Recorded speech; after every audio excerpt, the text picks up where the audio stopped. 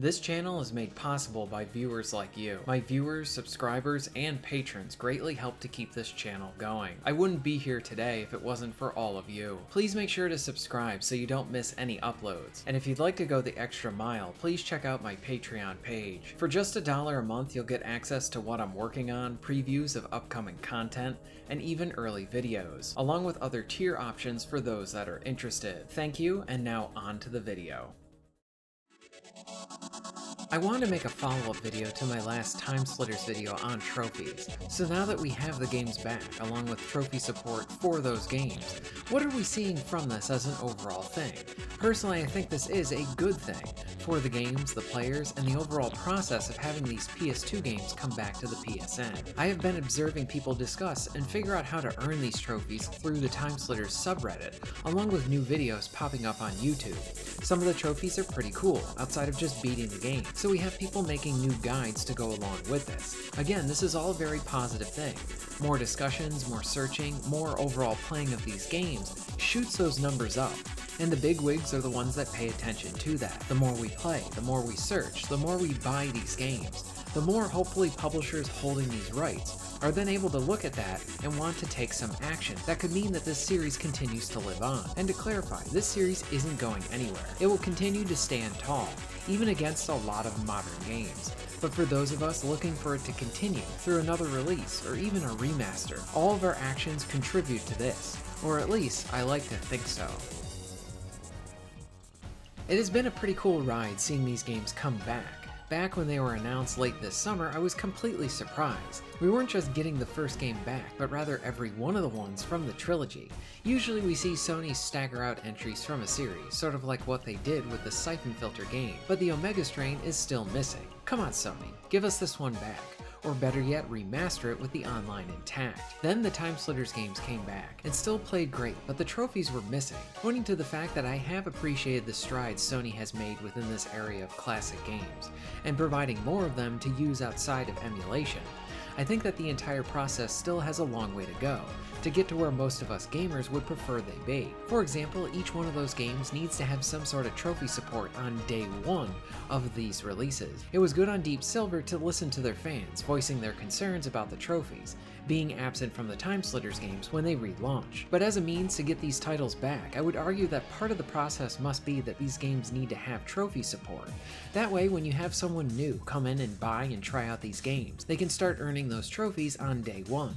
Now the wait between the support didn't take that long, but something like this could even deter a new player from jumping on the games.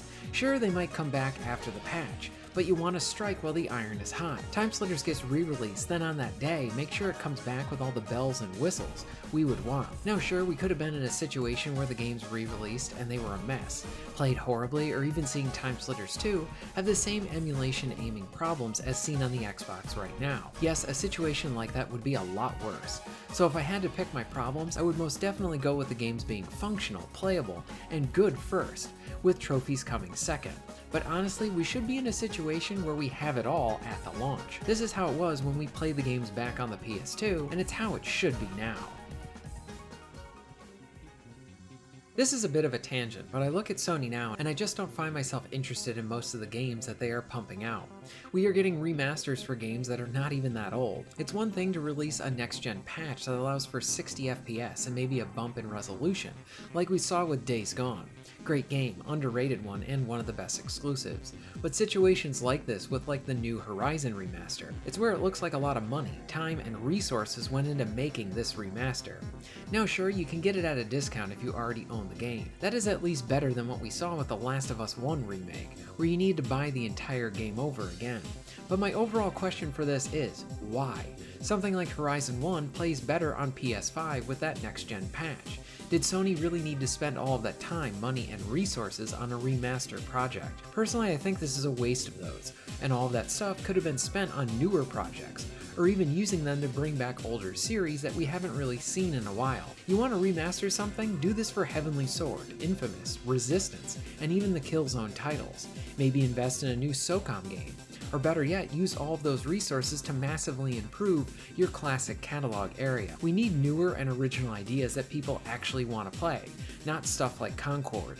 Bring back IPs through sequels or remasters for stuff that is essentially trapped on older consoles. Make mid-tier games, this sort of stuff that helps to boost up your portfolio and gives people more reasons to own your systems. So how does this relate to Timesplitters? Well, in the biggest way.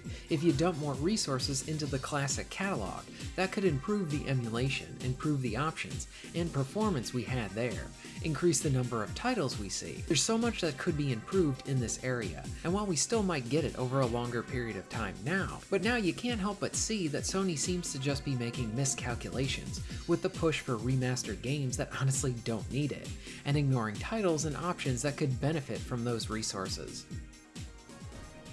I really do love that Timesplitters is back in some capacity. It has been great seeing it discussed more. The subreddit is even more lively, with new and older fans finding each other and discussing the game. The discussions are generally of people falling in love with the game, or first discovering it, or even rediscovering it again. You see all kinds of fans coming together here, and having these mini celebrations.